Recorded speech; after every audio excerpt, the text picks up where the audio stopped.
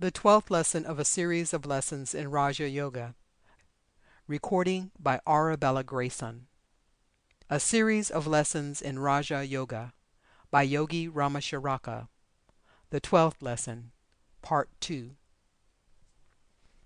Remember always that you are an individual, having a mind and will of your own.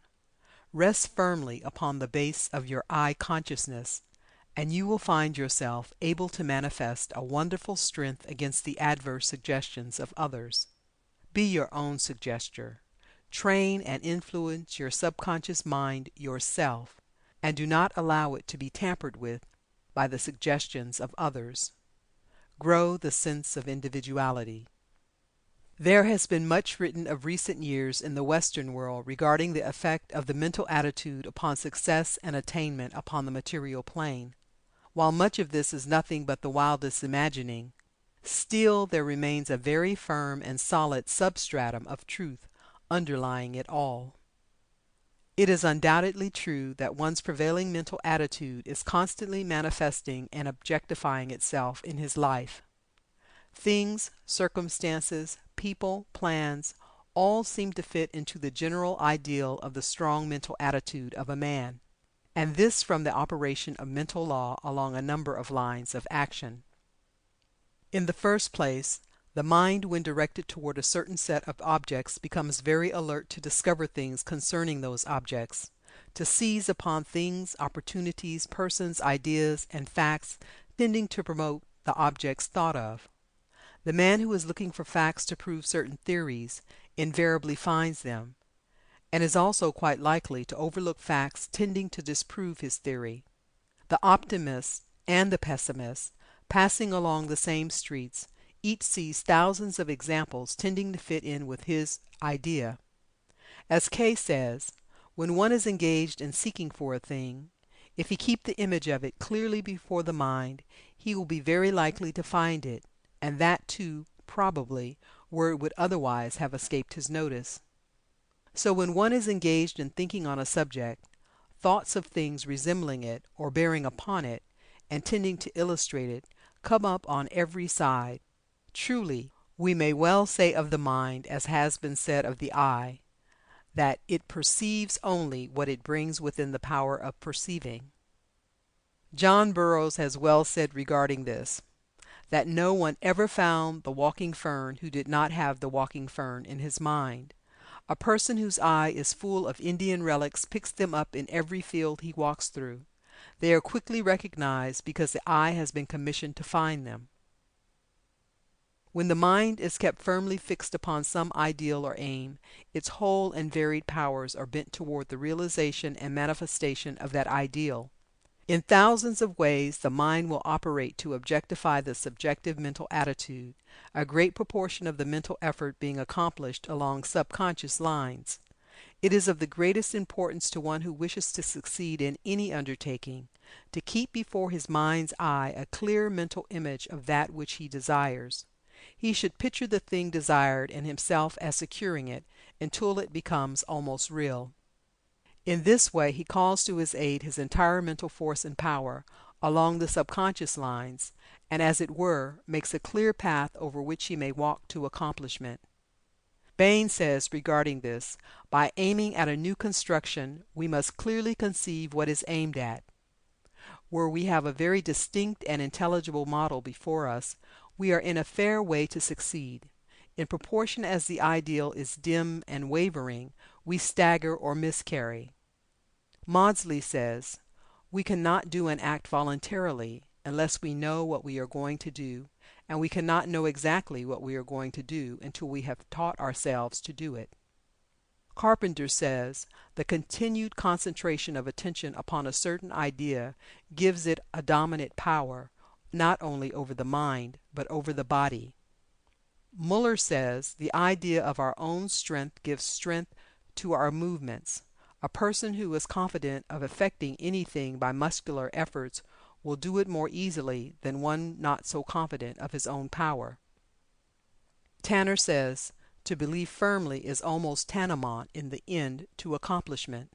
Extraordinary instances are related showing the influence of the will over even the involuntary muscles.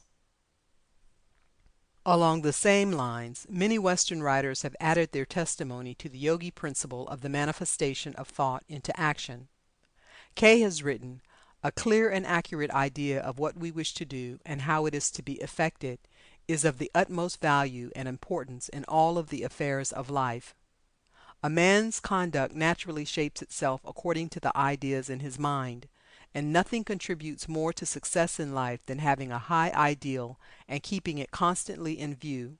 Where such is the case, one can hardly fail in attaining it.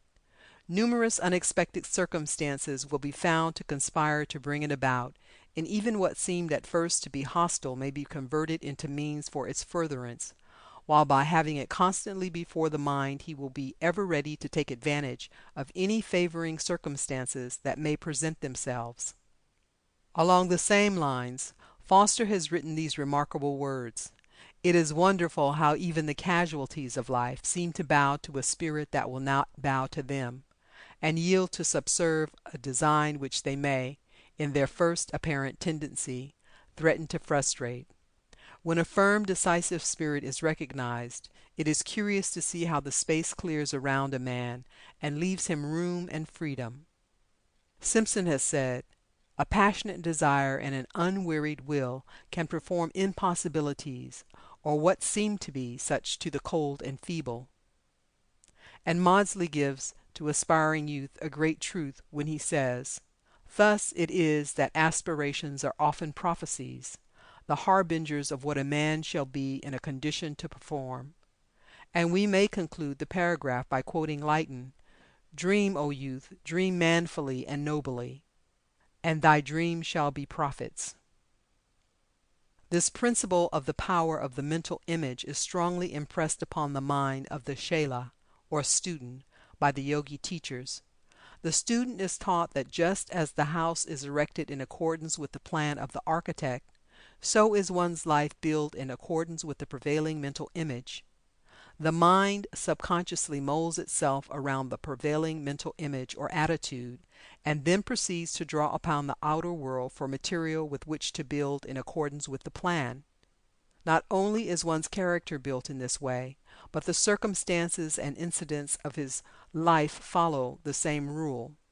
The Yogi student is instructed into the mysteries of the power of the mind in this direction, not that he may make use of it to build up material success, or to realize his personal desires, for he is taught to avoid these things, but he is fully instructed nevertheless that he may understand the workings of the law around him. And it is a fact well known to close students of the occult that the few who have attained extraordinarily high degrees of development make use of this power in order to help the race. Many a world movement has been directed by the mind or minds of some of these advanced souls who are able to see the ideal of evolution ahead of the race, and by visualizing the same, and concentrating upon it in meditation, actually hasten the progress of the evolutionary wave, and cause to actually manifest that which they saw and upon which they had meditated. It is true that some occultists have used similar plans to further their own selfish personal ends, often without fully realizing just what power they were employing, but this merely illustrates the old fact that the forces of nature may be used rightly and wrongly. It is all the more reason why those who are desirous of advancing the race, of assisting in the evolution of the world, should make use of this mighty power in their work. Success is not reprehensible, notwithstanding the fact that many have interpreted and applied the word in such a manner as to make it appear as if it had no other meaning or application other than the crude, material, selfish one generally attributed to it, by reason of its misuse. The Western world is playing its part in the evolution of the race, and its keynote is accomplishment. Those who have advanced so high that they are able to view the world of men as one sees a valley from a mountain peak, recognize what this strenuous Western life means. They see mighty forces in operation, mighty principles being worked out by those who little dream of the ultimate significance that which they are doing.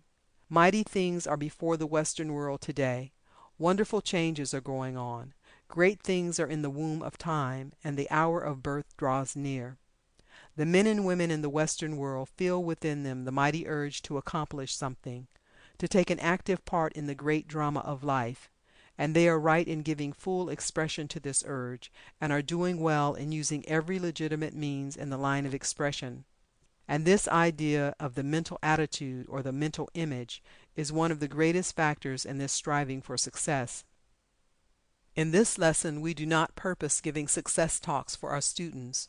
These lessons are intended to fill another field, and there are many other channels of information along the lines named.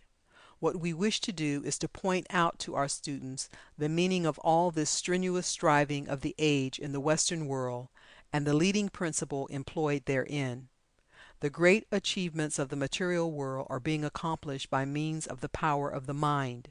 Men are beginning to understand that thought manifests itself in action, and that thought attracts to itself the things, persons, and circumstances in harmony with itself.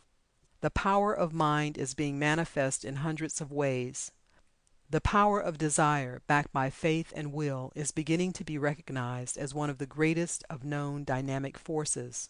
The life of the race is entering into a new and strange stage of development and evolution, and in the years to come, mind will be seen more clearly and still more clearly to be the great principle underlying the world of material things and happenings.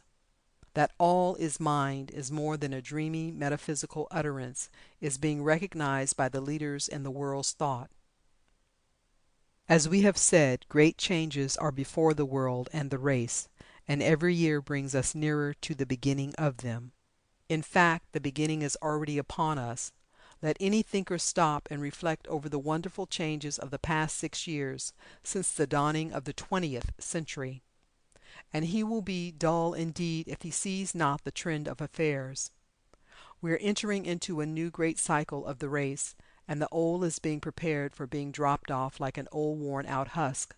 Old conventions, ideals, customs, laws, ethics, and things sociological, economical, theological, philosophical, and metaphysical have been outgrown and are about to be shed by the race. The great cauldron of human thought is bubbling away fiercely, and many things are rising to its surface. Like all great changes, the good will come only with much pain. All birth is with pain. The race feels the pain and perpetual unrest, but knows not what is the disease nor the remedy. Many false cases of diagnosis and prescription are even now noticeable, and will become still more in evidence as the years roll by. Many self-styled saviors of the race, prescribers for the pain of the soul and mind, will arise and fall, but out of it all will come that for which the race now waits. The changes that are before us are as great as the changes in thought and life described in the late novel by H.G. Wells entitled "In the Days of the Comet." In fact, Mr. Wells has indicated in that story some of the very changes that the advanced souls of the race have informed their students are before the race. The prophetic insight of the writer named seems marvelous until one realizes that even that writer is being used as a part of the mental machinery of the change itself. But the change will not come about by reason of the new gas caused by the brushing of the earth's surface by a passing comet. It will come from the unfolding of the race mind, the process being now underway. Are not the signs of mental unrest and discomfort becoming more and more apparent as the days go by? The pain is growing greater, and the race is beginning to fret and chafe and moan. It knows not what it wants, but it knows that it feels pain and wants something to relieve that pain. The old things are beginning to totter and fall, and ideas rendered sacred by years of observance are being brushed aside with a startling display of irreverence. Under the surface of our civilization, we may hear the straining and groaning of the ideas and principles that are striving to force their way out onto the plane of manifestation. Men are running hither and thither, crying for a leader and a savior. They are trying this thing and that thing, but they find not that which they seek. They cry for satisfaction, but it eludes them. And yet all this search and disappointment is part of the great change, and is preparing the race for that which must come. And yet the relief will not come from anything or things. It will come from within. Just as when in Wells' story Things righted themselves when the vapor of the comet had cleared men's minds. So will things take their new places when the mind of the race becomes cleared by the new unfoldment that is even now underway. Men are beginning to feel each other's pains. They find themselves unsatisfied by the old rule of every man for himself and the devil take the hindmost. It used to content the successful, but now it doesn't seem to be so satisfying. The man on top is becoming lonesome and dissatisfied and discontented. His success seems to appall him in some mysterious manner, and the man underneath feels stirring within himself strange longings and desires and dissatisfaction, and new frictions are arising, and new and startling ideas are being suddenly advanced, supported, and opposed. And the relations between people seem to be unsatisfactory. The old rules, laws, and bounds are proving irksome. New, strange, and wild thoughts are coming into the minds of people, which they dare not utter to their friends, and yet these same friends are finding similar ideas within themselves. And somehow underneath it all is to be found a certain honesty. Yes, there is, where the trouble seems to come. The world is tiring of hypocrisy and dishonesty in all human relations, and is crying aloud to be led back, some way, to truth and honesty in thought and action. But it does not see the way out, and it will not see the way out until the race mind unfolds still further. And the pain of the new unfoldment is stirring the race to its depths. From the deep recesses of the race mind are rising to the surface old passions, relics from the cave dweller days, and all sorts of ugly mental relics of the past.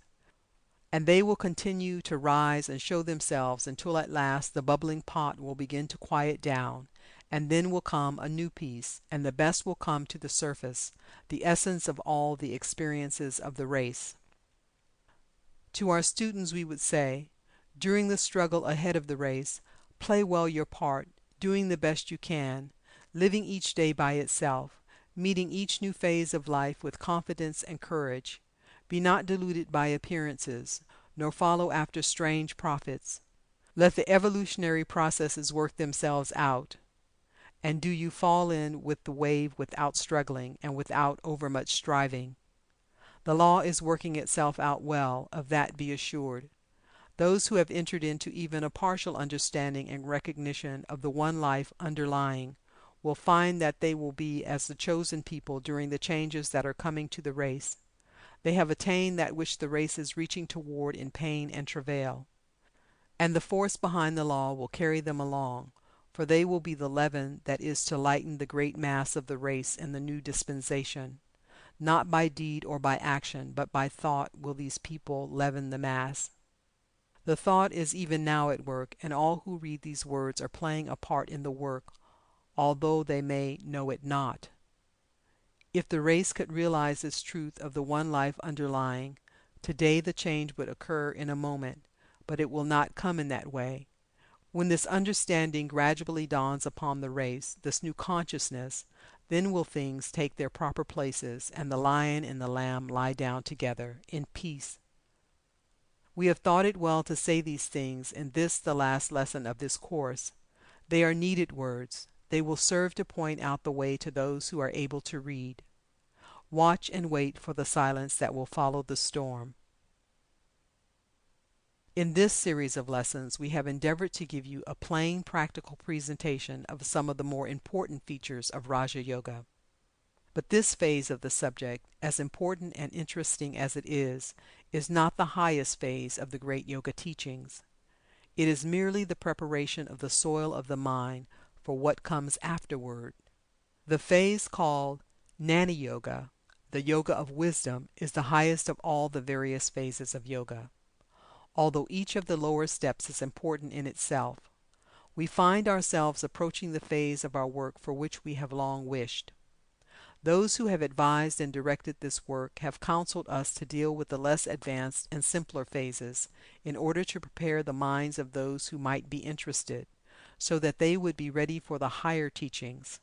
At times we have felt an impatience for the coming of the day when we would be able to teach the highest that has come to us, and now the time seems to have come. Following this course, we will begin a series of lessons in Jnana Yoga, the Yoga of Wisdom, in which we will pass on to our students the highest teachings regarding the reality and its manifestations, the One and the Many. The teachings that all is mind will be explained in such a manner as to be understood by all who have followed us so far. We will be able to impart to you the higher truths about spiritual evolution, sometimes called reincarnation, as well as spiritual cause and effect, often called karma. The highest truths about these important subjects are often obscured by popular misconceptions occasioned by partial teachings. We trust that you, our students, will wish to follow us still higher, higher than we have ventured so far, and we assure you that there is a truth to be seen and known that is as much higher than the other phases upon which we have touched as those phases have been higher than the current beliefs of the masses of the race. We trust that the powers of knowledge may guide and direct us, that we may be able to convey our message so that it may be accepted and understood. We thank our students who have traveled thus far with us, and we assure them that their loving sympathy has ever been a help and an inspiration to us. Peace be with you. End of a series of lessons in Raja Yoga by Yogi Ramacharaka. Recording by Aravella Grayson.